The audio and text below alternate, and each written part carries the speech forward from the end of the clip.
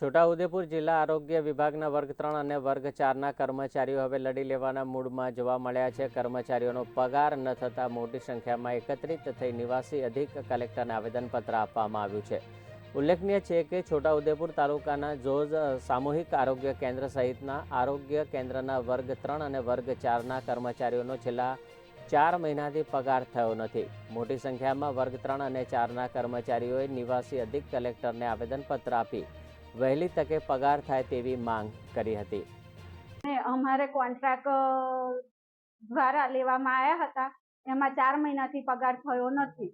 તો પછી અમારે ઘર ચલાવવામાં બહુ તકલીફ પડે છે. તો અમારે ઘર પરિવારનું કેવી રીતે પૂરું કરવાનું?